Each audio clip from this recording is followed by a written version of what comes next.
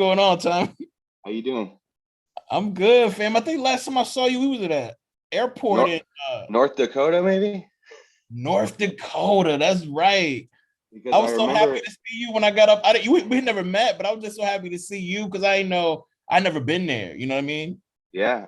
No, I must have seemed like I was stalking you or something, but I remember figuring out that you had to be coming in when I was going out if you were coming because I knew you were coming to this festival, whatever it was, and I was reading your book, so I came up to you with your book for you to sign it. Yeah. I was happy. I was so happy. You probably been there. It was North Dakota, right? Had you been there before? I think because it was the kind of airport where I knew like there's only one way in and one way Yeah, out. yeah, yeah. Right, right.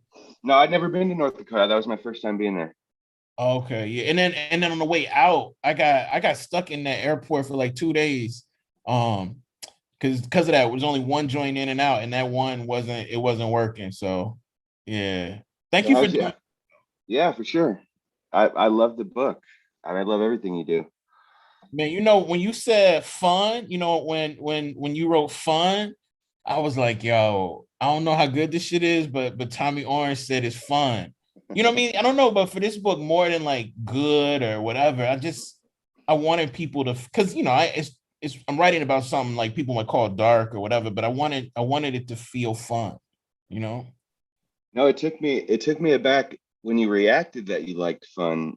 It took me a second to realize why you would have reacted that way, because when you're dealing with certain kinds of narratives and lives, and you're approached by an audience of people that aren't from your community or from people that aren't from people like your people from your community, you get these descriptions like this is dark, this is sad, this is whatever, and so you crave the people wanting to experience what is fun and what is light and what is what transcends a lot of those things that people talk about as heavy or Yeah, uh, as like hard to process because their lives are a lot more comfortable than the ones you're talking about.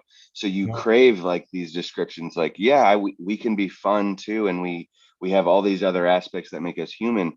And doing all the work we try to do representing who we are, we have to fight through these descriptions of our work being this and this, and we don't get the full human spectrum. So the fun thing, it took me a second to realize why you were appreciating it. Oh man, I was so because to me, I don't know about you. I want to ask you about writing there is the process of writing it, like when it was the most fun.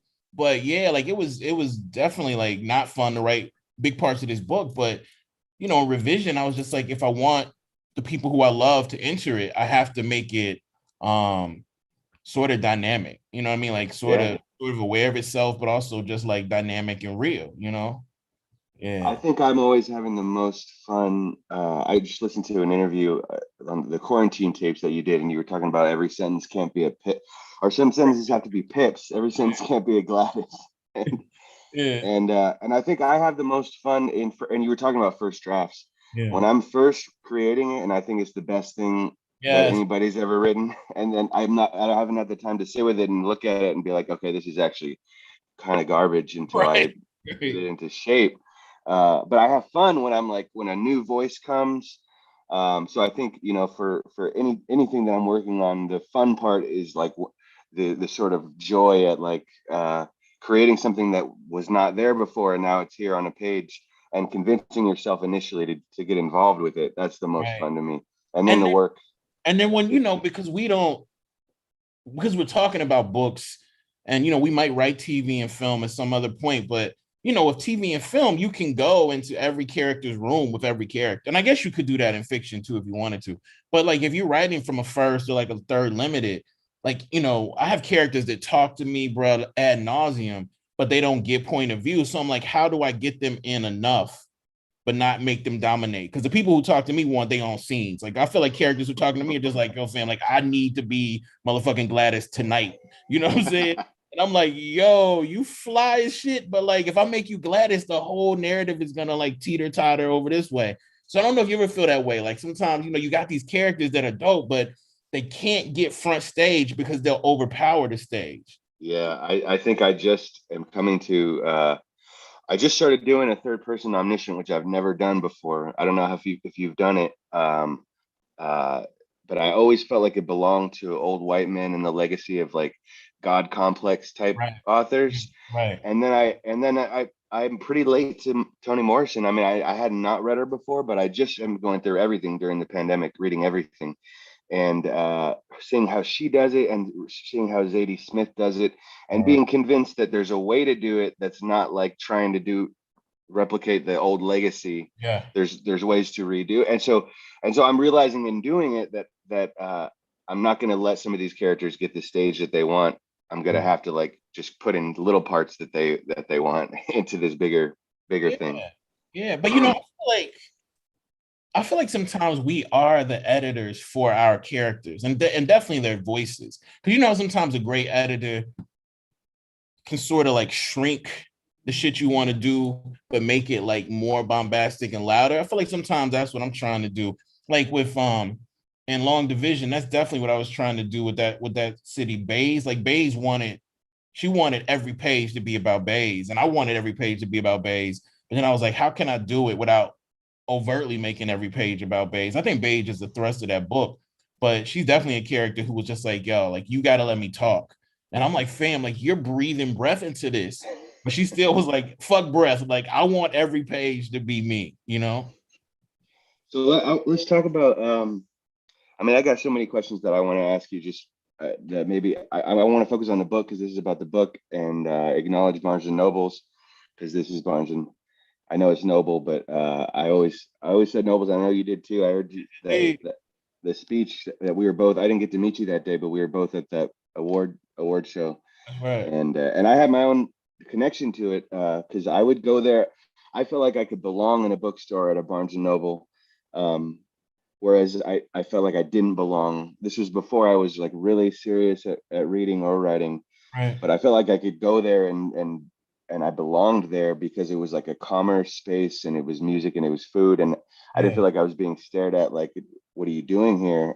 Whereas I didn't feel like I ever belonged in a library or Right. in a used bookstore or whatever. So, but talk about your connection to, Yeah. I felt the same way, fam. Like I mean, I wrote Long Division in the Barnes and Nobles S over off of Lakeland. I wrote in the Barnes and Nobles off of Route 9 in Poughkeepsie. There was a Barnes and Noble in Bloomington that I wrote it in. And yeah, it's the same thing. It was like I liked libraries kind of, but in some ways libraries were too like stylistically different than what I wanted to do, which is weird because they had the same shit. But like Barnes and Nobles had the books and the magazines, and they had the music, and yep. they had the motherfucking coffee cakes, the greasy ass coffee cake. You know what I'm saying? And I don't know, bro, but like, do you ever remember looking at the books and just being like, I would teeter totter between like, wow, what's it gonna feel like for my book to be in Barnes and Noble, and just be like hating.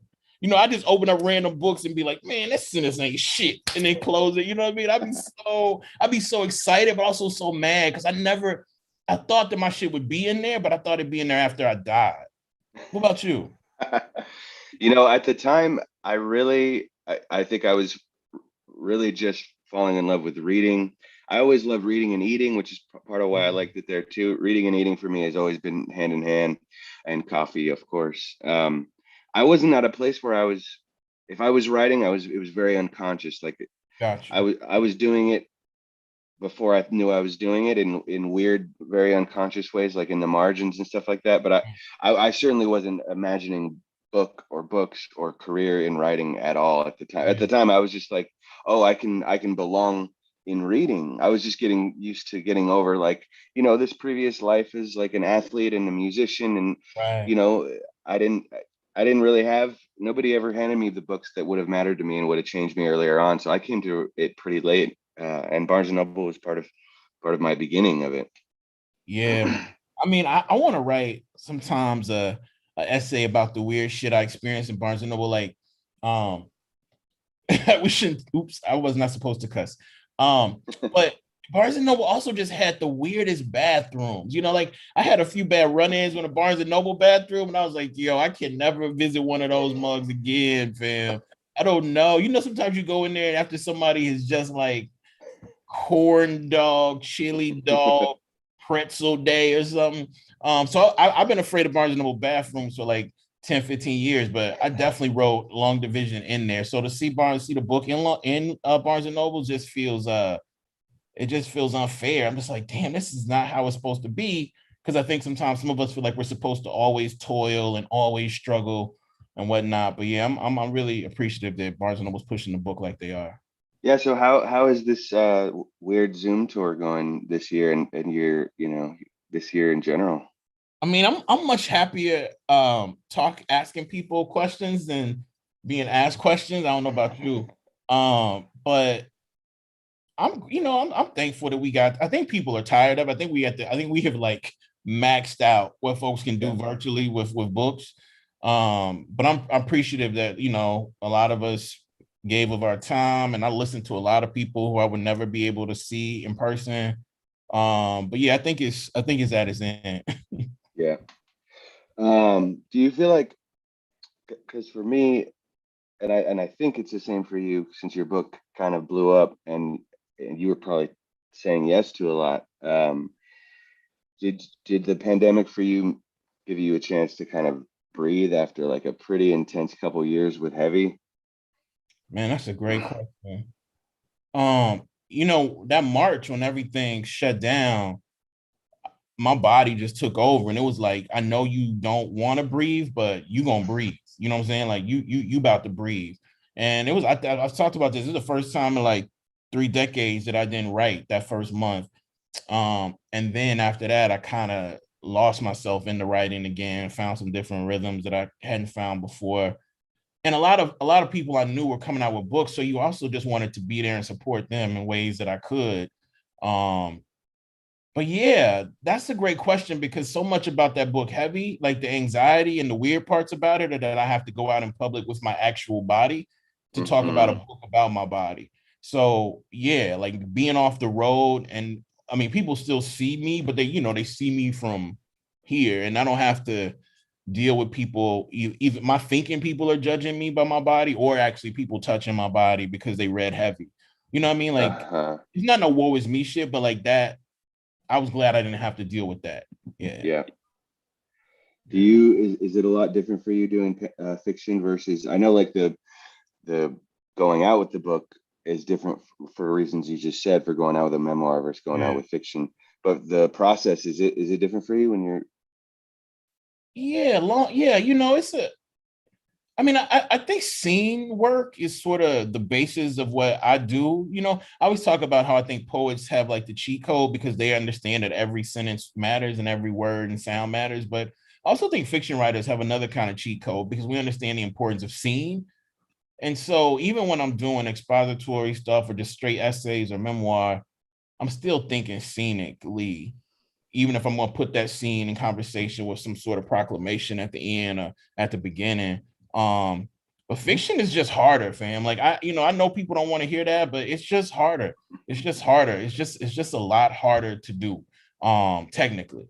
I mean, I could write heavy was hard to do emotionally, and I tried to do some things in there that were technically hard.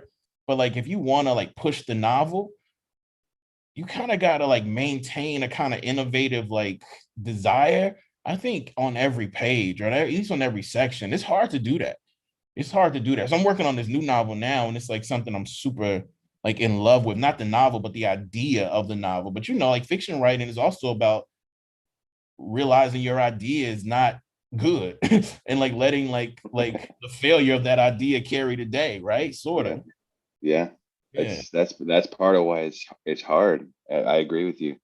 I'm working on my next book too, and it's so much about falling in love and then falling out of it with the form, with the things that you're trying to do. Right. You could be convinced one day, like, oh, I got it, and then 2 weeks later, you're like ready to give up, and it's Yeah. hard to do that ride, to go up and down on that.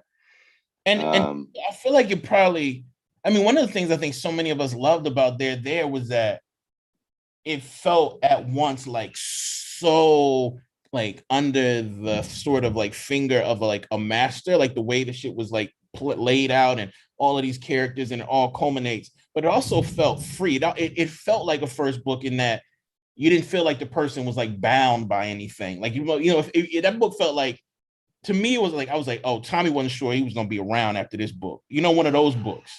You know what I'm saying? But the second one, like, how you feel like you coming with that? Well, it's a sequel, so that makes it a part of the universe, and it's good and bad because I'm continuing stuff, and I know the world, Right. but it's comes with that, like, and this is a question I had for you, just the difference between writing for, like, because I'm not sure if I'm going to be around, or I don't know who's going to read it. Like the way that I wrote the first book, there was the reader, like, respecting the page because someone's going to read this, and reading and writing is a communion. There's that reader that that I think about in composing a page, but I didn't have a reader that I was considering, or like an audience in mind. Right. How has that changed for you between, because Heavy was really like a moment where you Yeah. got Yeah. onto a bigger stage. So now you have like a literal audience Right. has that messed with you at all? Has that changed writing for you? Um, Man, you ask great questions, bro. I mean, when Heavy blew up, I didn't expect it to, like, because of what I'm writing about and how it was written. But I think it I think the good thing about re-releasing Long Division is that I think bad readers will be like, these are the same books, but they're just not. You know what I mean? Like, they're tonally completely different. And so I didn't want readers to feel like after Heavy, like I had to come with like heavier. You know what I'm saying? Like, it's not that kind of book. Like, I could not kill my insides to come with that. But I was in a position where Scribner wanted to push Long Division and wanted to push How to Slowly. So I got my rights back and I put those books out the way I wanted to. But yeah, it would have been interesting to go on the road, go on the road with Long Division. Um, and I think it'd be a completely different experience. But I do think if I did that, a lot of the questions I would get would be about Heavy, and I'm okay with that. You know what I mean? Yeah. I feel like that was a book that did a lot of what I wanted it to do for the memoir genre, and so Yeah. I gotta be okay with that. But also just want people to know I couldn't do Heavy without Long Division. You know what I mean? Like the whole shit in Long Division is like, you got to show your work, and so me re-releasing my books, How to Slowly Kill Yourself and Others in America, and specifically Long Division, I'm showing my work. I'm showing people how I got to Heavy. And it might not be as instructional as people want it to be, but like that's how I could write a memoir like that, by like practicing the skills in a weird book like Long Division. Mm-hmm. Yeah. So, okay, so I got to ask you about this structure. I felt pretty. I mean, I admired the book so much in the work, but I felt pretty envious about this idea of having the two books meet in Right. the middle. And when I read it, and I don't know, you don't really tell anybody how to read it. You can read it a bunch of different Yeah. ways, but I read it like back and forth and reaching the middle together. I don't Wow. know if that's how you meant it, Yeah. or if you Yeah. or if you did you mean it to read from front to, and then get to the ellipses in the middle and then read this. Yeah. How did Well, you? the one you got had ellipses in the middle, but the actual one has leaves in the middle. So you read it. So you would, like, if this is Long Division, you read it. The text is like this, and then when you get to the middle of the joint, it splinters. And so the end of the first book, you turn the page, and then the reader's underground with us, right?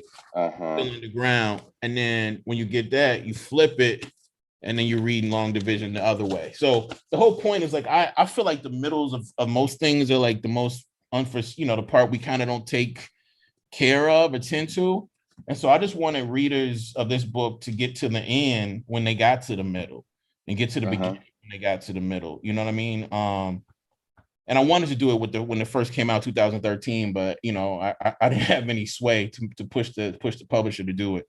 Let's talk about that, because I think it could be a really interesting conversation that relates to, the publishing world and power and, you know, sway. Once you prove that what you're doing is marketable, unfortunately, you get the creative ability to make decisions. So, what was it that changed that they didn't want in that you were able to get in on this re-release? Yeah, well, And the initial book, it wasn't a flip book. It was like, one chapter 85, one chapter 2013. The font was a lot smaller, a lot more words on the page, so there was less room to breathe. Some chapters would end and another chapter would begin on the same page. A book like that that's asking so much of the reader, you got to stretch it out. You got to let readers breathe. And some of the language, man. I had 8 years to think about some of the language that the characters use. And like I don't say some of the words that those characters use. So I needed to think back and go back and be like, do I write these words out? Some of these words that I don't say, or do I like hyphen, do I use the dash, dash, dash? Um, there were ways that the book was like uncritically like ableist. I think I there was also ways that I felt like the book was like teetering that line between being like not having characters that are anti-Semitic, but sort of like not being clear on its stance on anti-Semitism. I think I went back and did some things to not make the characters any less anti-Semitic, but yeah, the book I was wholly aware of it. I did that with a few different things. So it was the first joint I ever read, I ever wrote, and I got the opportunity to go back in and tinker with it, not just with my new skill, but also just like with a different understanding of ethic. So I feel very lucky that I was able to do that, fam. Like I know we don't, we come from communities where you don't often get do-overs. yeah. So at all, you know what I'm saying?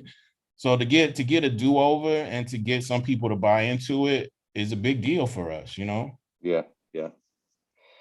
So how do you think about structure and what it's supposed to be doing in novels? Because this is like you have so many layers here. You have a Right. book within the book.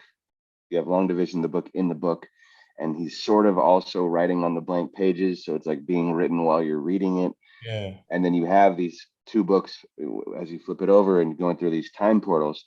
Can you just talk about how you think about structure and how you what's your process like to arrive at this superstructure, which Yeah. essentially the novel becomes?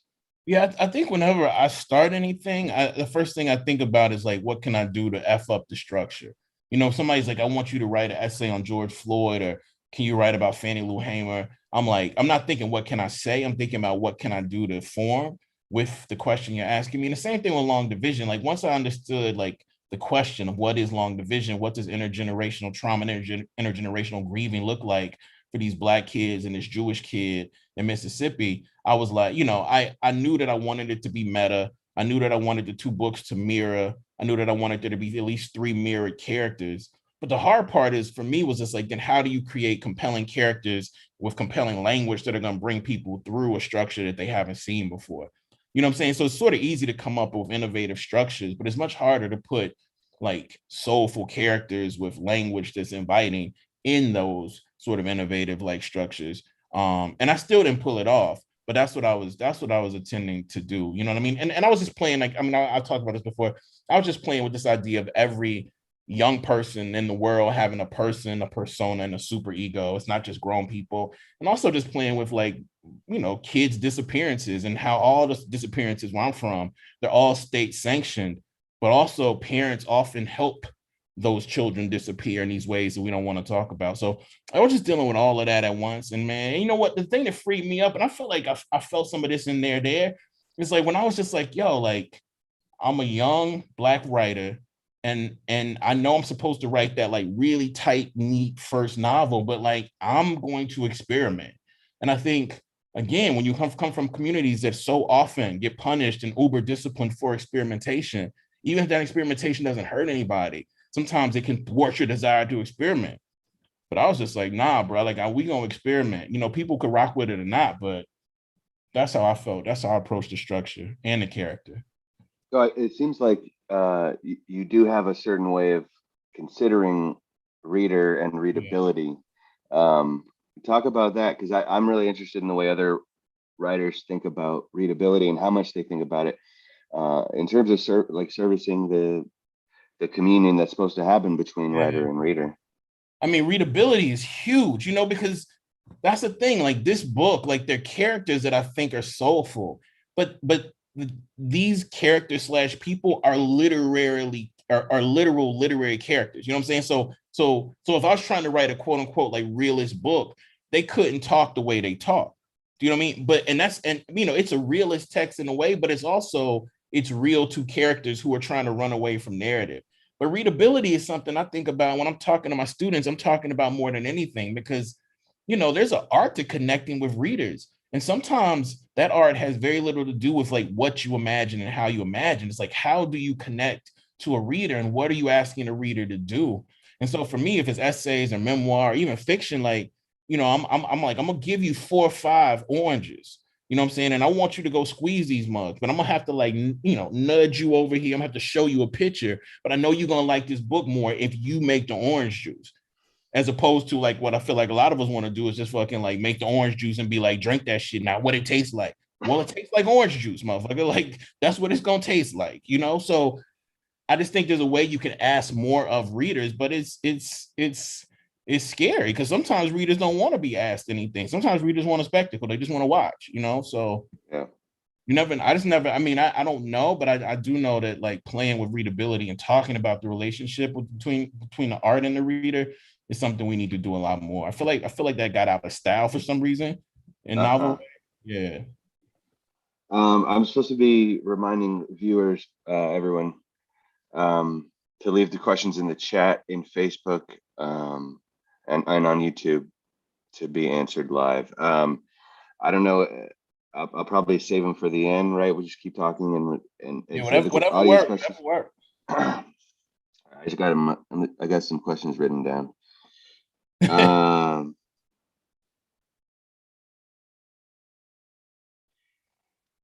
yeah, I want to hear.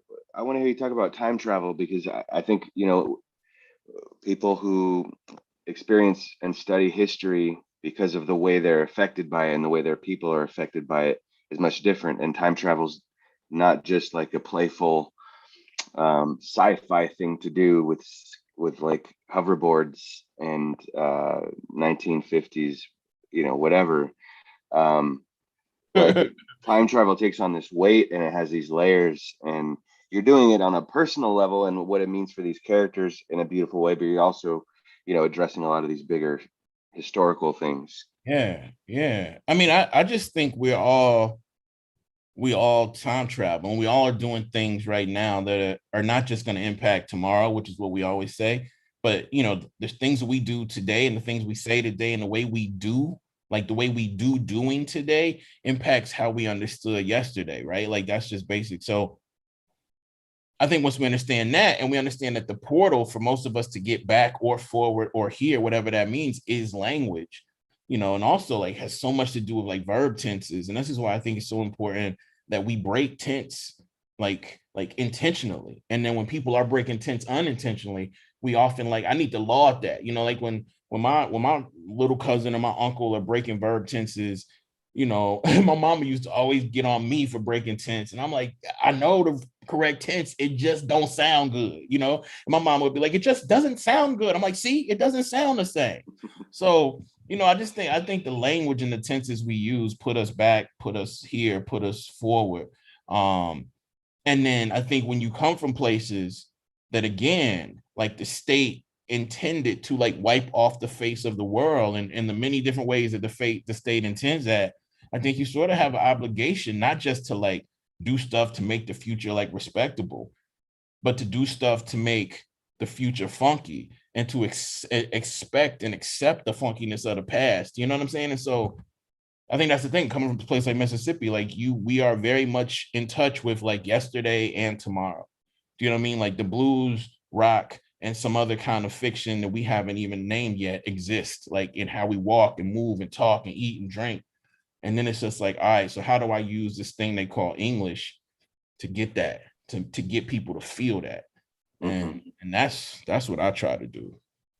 Yeah, I think I took something from I don't remember where you put this, but you talk about don't waste writing's time, Yeah.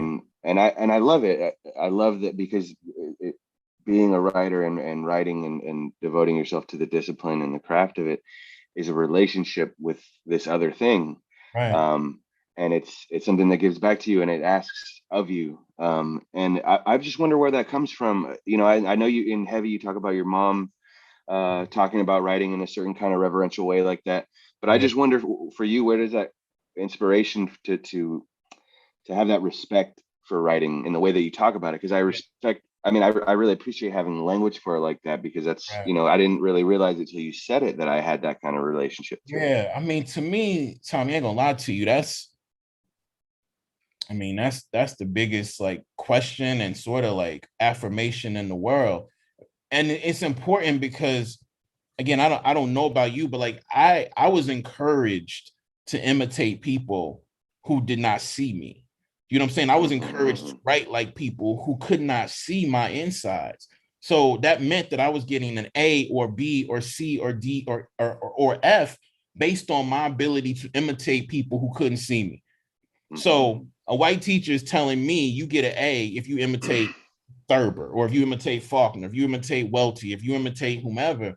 And so what I'm saying is imitation is a huge part of how we get our style and how we whatever. But if imitation is the beginning and the end, and we're gauging our like children's ability to read and write on how effectively they imitate, they're not just wasting reading and writing's time, they're doing that, but they're also being incentivized to disappear themselves.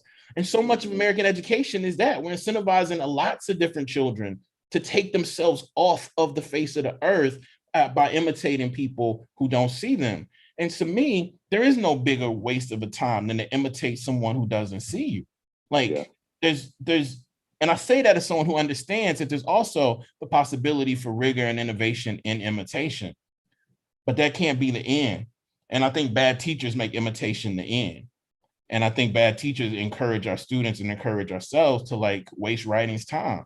And and KRS-One, I got that from KRS-One quote. He's like, people die so I can rhyme, think I'm gonna grab the mic and waste my nation's time. He was talking about something else, but I'm just talking about like that inclination and also like that directive that we give a lot of children in this country to like erase the cultural residue of who you are, what you love, who made you, in order to get into a room with people who hate you. That's gross. Yeah. Yeah. You have in long division this sort of meta layer of the competition, and this is like, you know, this is what you're talking about. Like, this is Levander Peeler is doing everything to the T, and Right. he's going to imitate in order to succeed, and he's going to do it the best. Right. And City is of course, you know, he's bringing the funk, and he's bringing like language.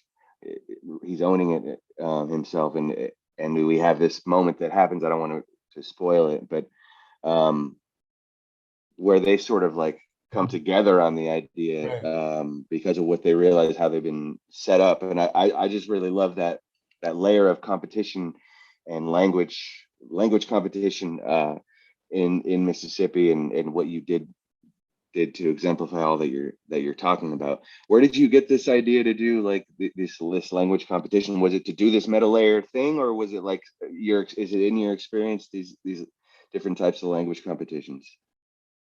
Fam, you know what I want to do? I want to start talking about Doom right now because I see the mask, and so much of that question is like I could relate it to Doom.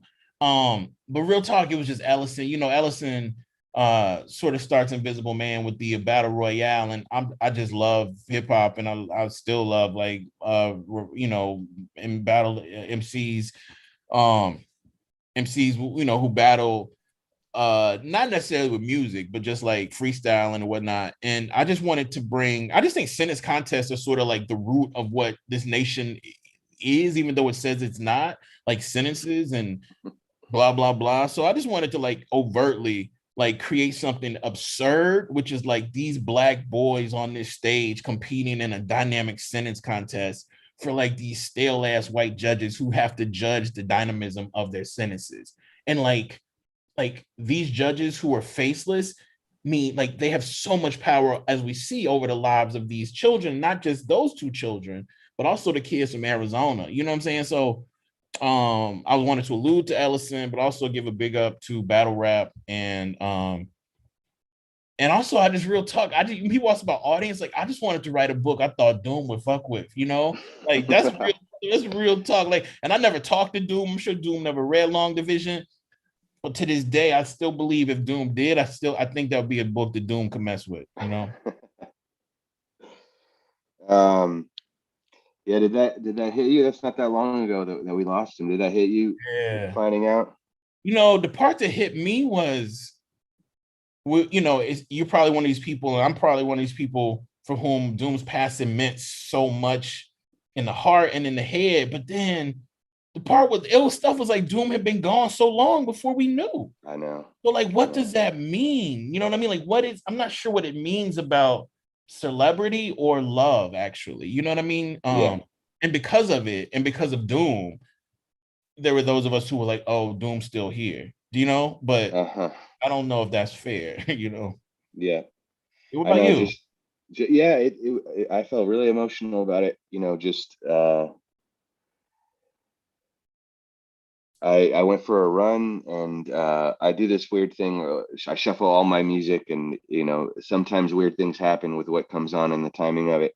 And Yeah. I had this live Doom album, Yeah. and and the first act of that live show came on, and he was talking about R.I.P. Like he was like speaking directly to me.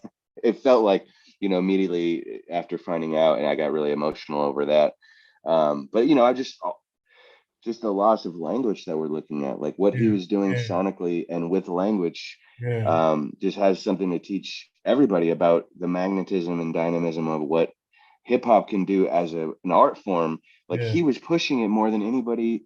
anybody else. Yeah. Yeah. Yeah. Yeah. And I think sometimes I lose myself in that old head, like, oh, they're not doing it like we used to do it type stuff. But I actually heard Drake say something the other day that was like made me have a different belief in that. But yeah, I don't know that anybody was pushing like concepts and language and like every set of language we use has its own orthodoxy and its own culture. And like Doom somehow, though he occupied the same realm of all of us, sort of could tap into registers that the rest of us, I don't think could, fam. So I just think it meant a lot to lose someone who could do that to Yeah, to language and yeah. sound. So yeah, So speaking of music, and I want to get to the audience questions because people come to have that happen too. right. Um, but I just want to ask about, you read about music beautifully and brilliantly, and you also include it in Long Division. Just talk a little bit about your relationship to music. Yeah. I think music and like black sitcoms are like my like storytelling home. I mean, primarily like hip hop, gospel, maybe a little bit of blues, and then like just sitcoms. And so with music, like with heavy, like I wasn't. I mean, I read a lot of memoirs, a ton of memoirs to write heavy, and I reread I Know Why the Cage Bird Sings like 15 times because I think we don't think about like the artistry of that book enough. But I just wanted a memoir that could compete with like the dopest out. Like I wanted a memoir to compete with Good Kid or Ready to Die. You know what I'm saying? Or like Jean Grey, who I think is just one of the illest writers on earth. And so it's interesting. Like I'm often looking to music for competition. Not because I don't find it in literature, because there are people who just can write my ass under the ground, but I just get most inspired by music, you know what I mean? Like by the sounds of music and the way some artists just like refuse to give you that 3 minute, hook um song, and I want to be that kind of writer. And Outkast especially like influenced that book greatly. Aretha Franklin's Holy Holy influenced that book greatly. And then there's this other artist called Helona King who has this song called Monsters in the Night. Like those three artists really influenced that book. And it's 2013 too. So like that was a different era too. Like that was still during Wayne's reign, so like there's a Wayneism in that book too. Like like I don't know. I think people forget sometimes how Little Wayne was like running Earth for a minute. Yeah. Um, all right, I'm gonna try to get to some of these audience questions. Okay. Um,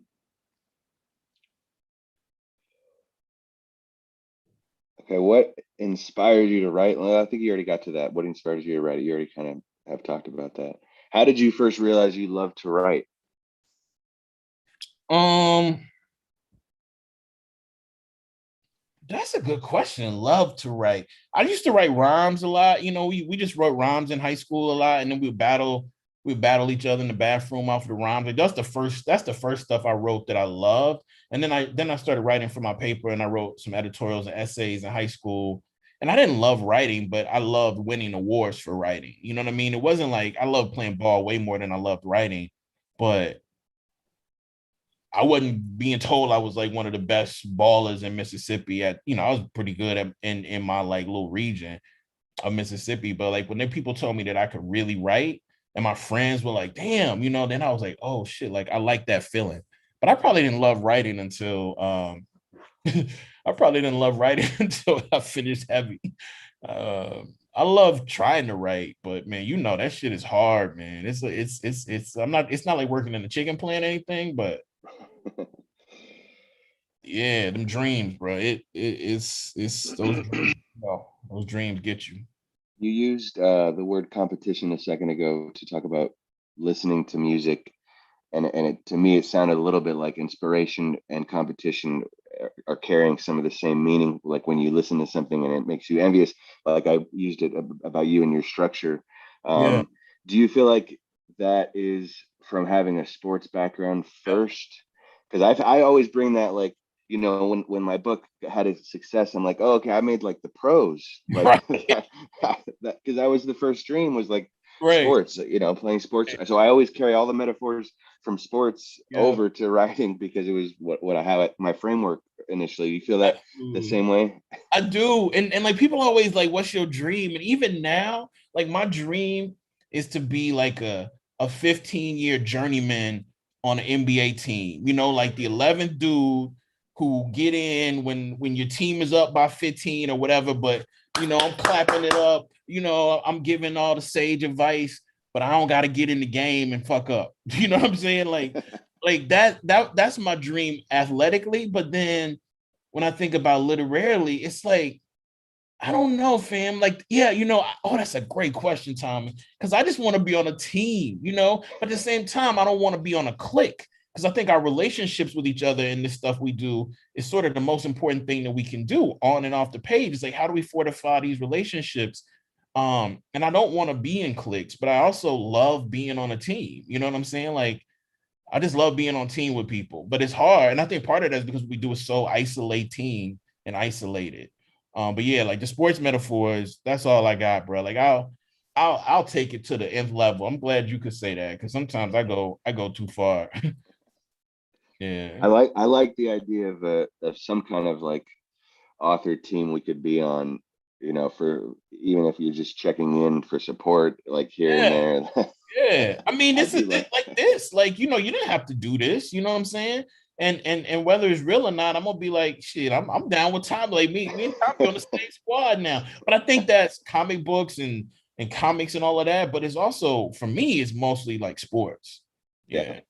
So who are you going for in the playoffs right now? Who are you watching? Oh, fam. I mean, I'm a LeBron dude, so there's so many good story, good plot lines. Like, I'm kind of hoping Chris Paul can finally win something because he got all the commercials and no rings. I love. I mean, it's hard to root against Greek Freak to me. It's hard to root Yeah. against Giannis. Um, I don't like people who hate on like basketball artists, but I kind of irrationally have a hatred for the Nets. But that's just because I have a love for LeBron, and I feel like they made that team just to beat LeBron. But I don't wish injury on anyone. I wish Kyrie. I hope Kyrie the best. But I think Giannis, but also Philadelphia. I think people sleeping on Philly. What about you? Is that a Warriors hat fan? Yeah. Yeah. I Okay. mean, yeah, it's always the Warriors. And the way LeBron took us out was pretty mean. That three. Man, bro. And I'm just like, why do it if you're gonna end the way you ended the next? I think y'all would have given them a better run than I Yeah, mean, but I don't think we had what it takes to face, like, the Suns right now are looking pretty right, strong, and the Nets obviously, but not if they lost Kyrie. right. Let me get back to let me try to get some of these questions. Okay. Somebody said you said you thought your books would be in bookstores after you were no longer here. Do you think your books serve as a uh, Sankofa going to the past to fetch lessons for future generations? um, if you say yes to that, you sort of sound like a big-headed person, but kinda, like I I just sort of always subscribe to that, like, the people who find your books are the people who were meant to find them. And when I was writing, I forgot about teachers. I forgot the teachers are the main people who bring those books into those spaces. And I try to write books that can like exercise classrooms, exercise jails, and exercise churches. But they kind of got to be brought into those spaces and shepherded by people who are sort of capable. So yeah, I thought that I would leave something for somebody after me to find some value in. I just didn't think it would happen while I was alive. Yeah. Here goes another one. Did you feel burdened by releasing books not in the form you wanted? And the next one is, do you feel relief now after the re-release?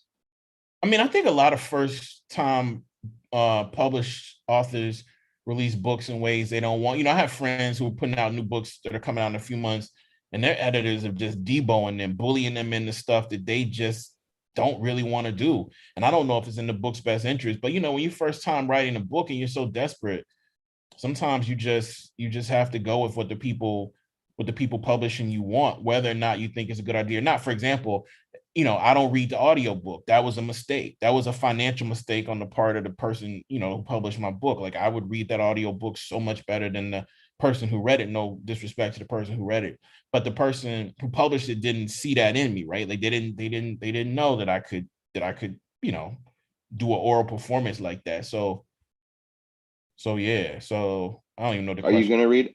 Are you gonna read this one? Yeah, but I The can't read it yet because the licensing agreement isn't up until like next year or something. Okay. But when it's up, I'm gonna read it, and if I'm the best person for it, and I'm gonna read How to Slowly. But Long Division is a task to read, like the voices and the pauses and all of that. I want to try to do it for sure. So another one here. How did Tony? I'm not sure if I'm saying this right. Cade Bambara influence your take on adolescent dialogue slash communication in your works? Your works always give off such strong Gorilla My Love feels in terms Yeah. of depth. Yeah, Gorilla My Love was the first book I read that made me feel the way, like in the same vicinity of the way I would feel when I heard like my favorite albums or songs, or when I was watching, somebody I loved play basketball.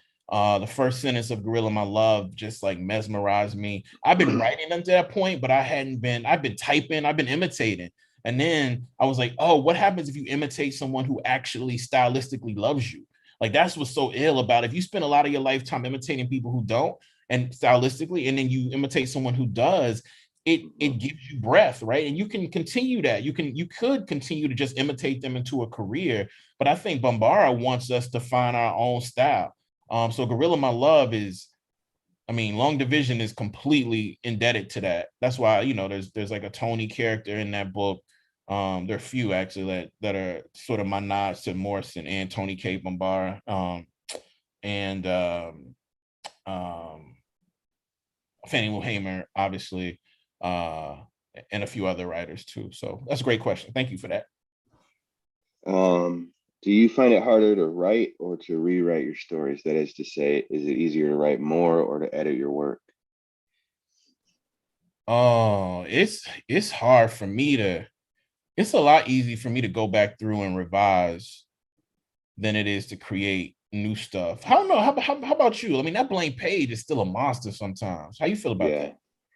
it depends. I try to come up with an arsenal of different ways to keep working because I can't control how I'm going to feel about the work. But if I can keep doing stuff to try to make it better, you just got to come up with a lot of different tactics Yeah, to that's to it. mitigate to Exactly. mitigate the self hatred Right. But that like can't I'm stop. over the pandemic, I was started trying to write essays more like songs. Like I wrote this essay. I wrote a few essays over the pandemic. They were like, like in my mind, they had more. They had like refrains. They're more like songs. Um, and when I was writing those, it was like one of the first times in my life that the first draft was like it was the first drafts were so bad, but I was so happy. You know what I'm saying? Like I was just like, all right, this is some terrible shit. Like you said earlier, this is terrible writing. But I'm so glad that I can still write terribly, and because I trust myself to go back. And I Yeah. think it's about trust, right? I think it's about knowing you have to write like 45 bad sentences to find a half of a sentence that works. Accepting that, I think, can explode your art, actually, because Yeah. then you're not intimidated. You realize part of the work is like to like get it all out there so you can find the stuff that actually works. And I like that. I like that feeling. Do you have first readers that, like, once you get past the, the excitement of the first draft, and then you've revised it to a place where you're like, I'm ready to hear this person's opinion about whether they Hmm. think it's as good as I think it is now? Do you have those people? I do. I do. I have like one person in the world who I let see, and even that person, I can't let people see my first, second, third, fourth, fifth. But the great thing about where I am now in my life and career is that my editor is actually, and my agents are actually like two people who I really fuck with as readers. Like that's not everybody doesn't have that. You know what I mean? So Hmm. I have like one person in my life, like away from the industry, who I can show stuff to early.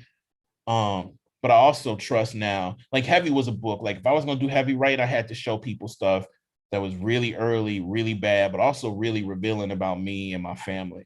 So you have Hmm. to trust, and sharing that with those readers, with my agent, with my editor, encourage them to talk to me about things they never talked to me about too. So I think you have to trust those first readers. What about you? You have first readers that you definitely hit off with first, Yeah. or Yeah. anybody else?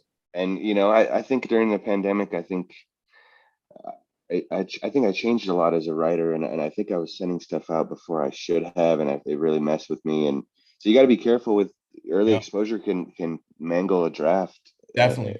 and you end up wanting to lose it or something. Yeah.